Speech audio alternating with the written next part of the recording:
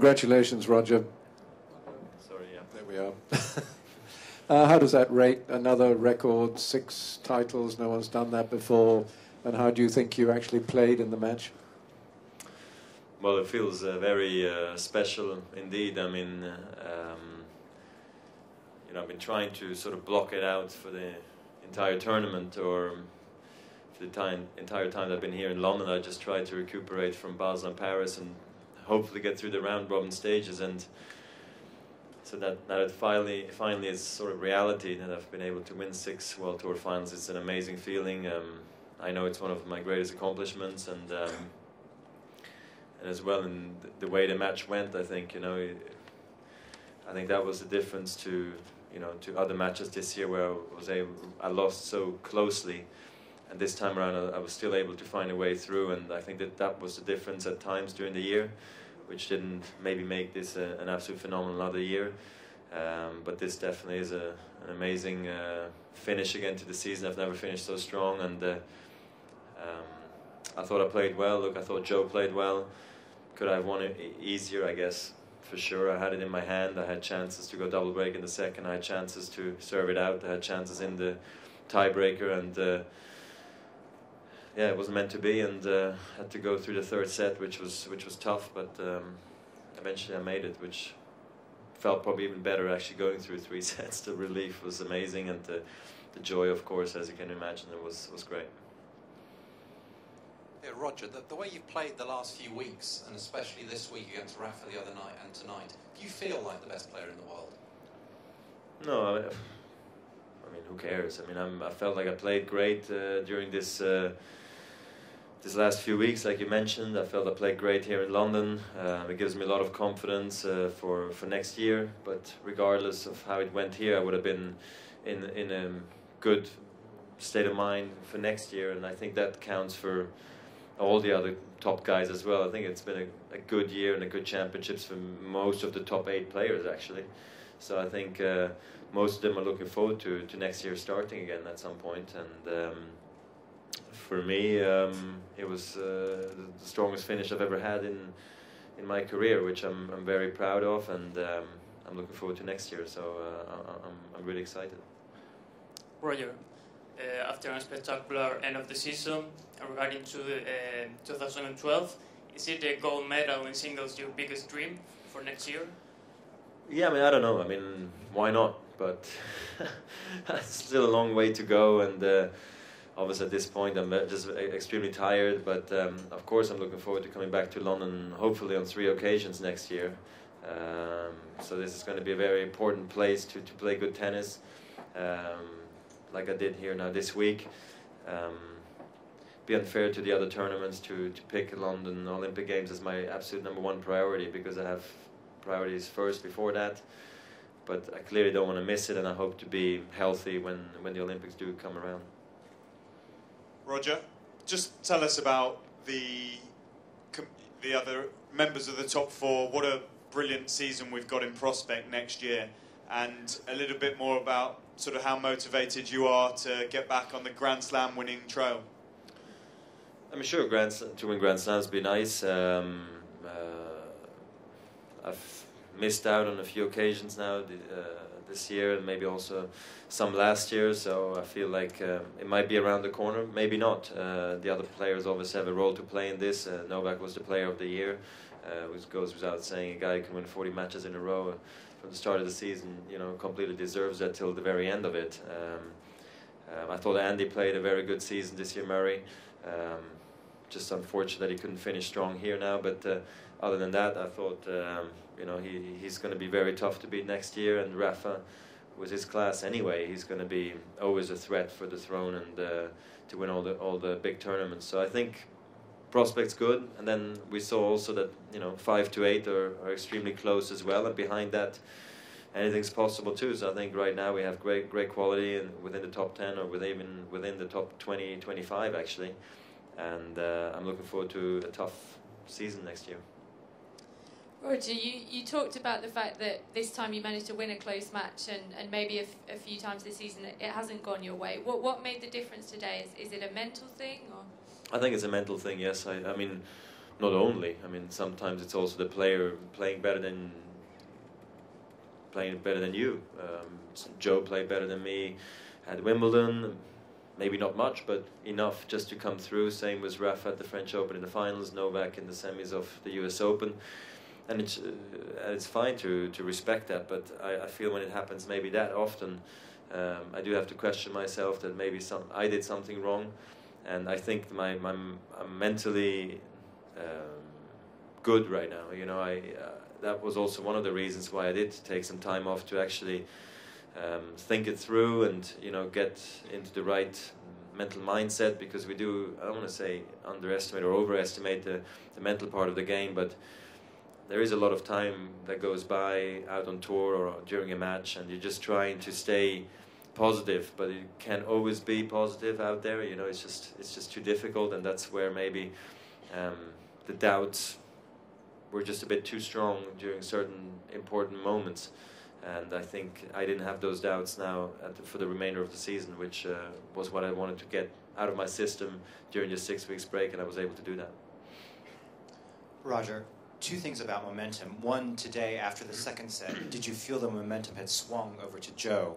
And then in terms of your finish this season with Basel, Paris, and now, how much do you think that matters to the beginning of the next season, or will the slate be completely wiped clean come January 1st and all the guys will be back in the hunt again? Well, I didn't feel like it completely swung his way, momentum, because I mean he had to go through to the tiebreaker.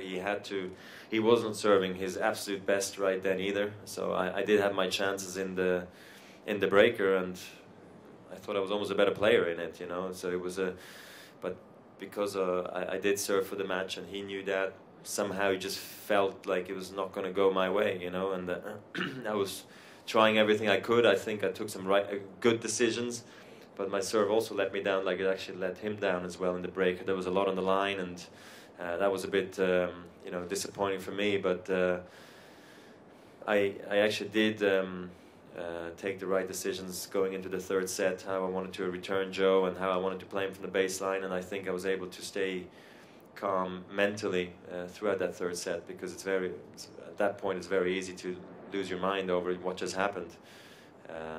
And then for next year, yeah, I mean, I think I answered the question. I think everybody's going to have an equal good chance to win the big tournaments, and I think the injuries we saw were not that serious that we have to worry for anybody at the beginning of the season, and I think that's the most important at this point. Roger, I'd like to know, well, you haven't lost since the US Open, and is still the biggest regret of your year the match point that you had to play that you didn't make against Djokovic? That is one question. And also I'd like to know, before Tsonga said that you have won everything, your career is perfect, but you're missing the Olympic Games and the Davis Cup. Is the Davis Cup a priority for you, or is not anymore? No, I mean, I said it. I don't think the match against Novak was my biggest disappointment of the season. It wasn't the finals, so I felt like my chances were there as much at the French Open against Rafa. I mean, that would have been an amazing accomplishment to beat Rafa in the finals of the French Open. So I look back on that one maybe with a few more regrets. I know I was 1 point away from getting to the US Open final, but it all happened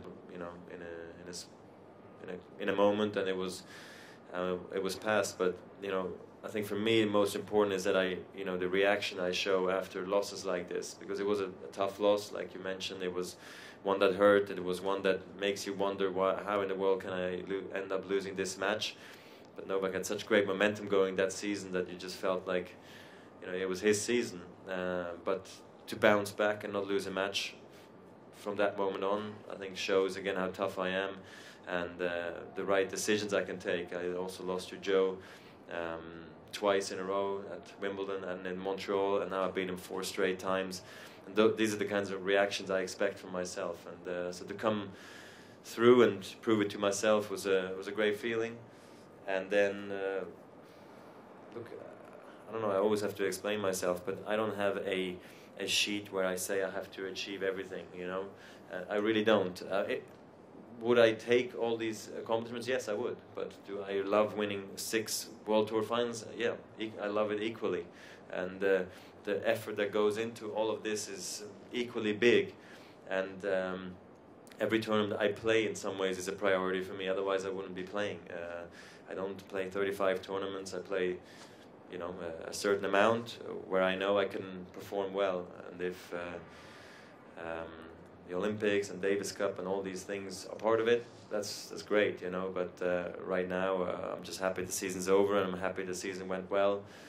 And in some ways, I can't believe another season is over, but I'm happy I'm still strong and healthy and really excited for next year. Roger, congratulations.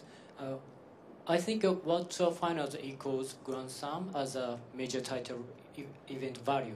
So, now you have Grand Slam title record 16 and now Masters record number 6. So how satisfaction do you have holding both records? Yeah, I mean, of course, I'm extremely happy and extremely proud. I still don't feel like I'm better than Pete Sampras or even Lendl for that matter. I still believe that they are one of the all-time greats to play the game, and I'm just happy to be compared to them. And I'm actually happy that they are mentioned while I'm doing this, because they have done amazing things in our sport, and sometimes legends do get forgotten rather quickly, which is unfortunate. So for me to hear that we are talking about Pete and Ivan and other great players is, I think, great for the sport and great for them. That I hold both records, sure, I'm very happy about that. I'm proud because I know the effort that has gone into that. It's longevity. It's something that you can't just do over a short period of time. And I used to be famous for not being consistent, and I think this one proves to me that I was able, and proves to maybe many people that if I can't be, maybe many other people can be successful for a long period of time as well, because I thought that was a very difficult thing to achieve. Roger, talking about when you had that mental freshening up during your break, just wondered, I mean, did you speak to anyone? Did you go back and look at your old matches? What was the kind of process that you went through when you got over those doubts you've been having? Was a lot, talking to Severin and Paul and Pierre and so forth, my team, obviously my wife as well, and just going through things, how they are going on tour, how I would like them to be, everybody bringing their own ideas and giving their own opinions, because in some ways winning solves everything. So when you do lose, a lot of more problems come out, and you see actually more problems than there actually are. It's like in the press room, not everybody can win the tournament, so they say you played poorly just because you lost, and I don't always agree with that. And it's the same thing sometimes in a team that can create that vibe, in a team. So for me it was important to take a step back and sort of have that, bird's view from up top, and just say, where am I right now in my year? It's been a good year. I know that I've been playing well, I've been healthy, and when is finally all this hard work going to pay off? And I just had to stick with it, and and have the right mindset, which I then had, obviously, coming back. Roger, what exactly were the doubts at that time? So, nothing that I can put my finger on. It was just a matter of trying to find something or nothing, at least think it through. I always said I was going to play full on until the US Open, and see where my ranking is going to be at after the US Open, see where my health is, where how much more I'm going to have left for this year, and then also looking ahead of next year with the Olympics coming around. It's going to be a different type of season, so I had to kind of look ahead for that as well, how I wanted to manage my schedule. And that was it, really. I mean, it was in some ways simple, but a tough choice to make, not going to Asia. I was disappointed not being able to do that, but there was so many reasons not to do it that it was the only right decision this year, and I hope to be back again in Asia next year, but I'm happy it's kind of paid off for the end of the season. Roger, I know it rather bucks the argument that people are playing too much tennis at the moment, but do you think that to make the Masters final extra special, it should return to being the best of 5 sets? The finals? The final I of think this, so. the final of this tournament. I think so. I mean, if it's a match like this, it's fine, you know. I think it's still enough tennis for the people, and I think it's exciting. We had the whole scenario today in today's match, but if I would have served it out, it would have been over in a hurry, you know. And I think I almost felt the spectators weren't ready for it to end quite yet, you know. Even though many probably would have been happy for me, but they would have loved to see more tennis. I remember sitting in a room back in Shanghai where top players were asked, would you like it to be 5 sets or 3 sets, the year-end finals, and kind of went in a circle, and everybody said we wanted best of 3 sets, and I was the only guy to say I think we should have best of 5 sets. I was like, okay, fine, let's make a best of 3 sets then, you know, I don't care, but I do care actually, because I think it makes for a great year-end, and sure, you can see why it's maybe healthier to play best of 3 sets, but maybe the year-end could be a best of 5 set match. You know, I do believe that, yeah. Roger, the season is now over for you, but there is still a Davis Cup final ahead next week. What's your feeling for this final? I mean, do you think that Spain is the overwhelming favorite? Do you see any chance for Argentina? I'm sure it's an open match in some ways, but I think that Spain's are the favorite. Are they the overwhelming favorite? I don't think it matters. I think they are the favorites. They're playing at home. They have a incredibly solid team. Yeah. So, but then again, the Argentinians, they have their players and their team as well. And if a surprise happens, anything's possible. But obviously, it's normal to favor the Spaniards with Rafa in the team. Back on clay, it's logical.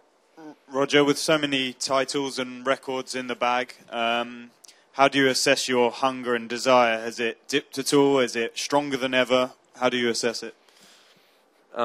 It's normal, really. I don't go through phases where I feel like I want to play 10 more years and then only 6 more months. So I always look ahead 1.5 to 2 years, and that's still the same right now. And then as time goes by, and you see how the body is, and I love this game more than anybody. So I'm not going to all of a sudden wake up in the morning and say I don't like it anymore. It's a lot of sacrifice. It's a lot of effort I have to put in every day. I know that, but I do enjoy that, because what I get in return is moments like I got today, or with my team, with my family. It's priceless, really. And so for this reason, I'm very excited for next year. I am happy that the season is over, because it has been long, it has been grueling, but yeah, I'm very happy and upbeat about what's to come.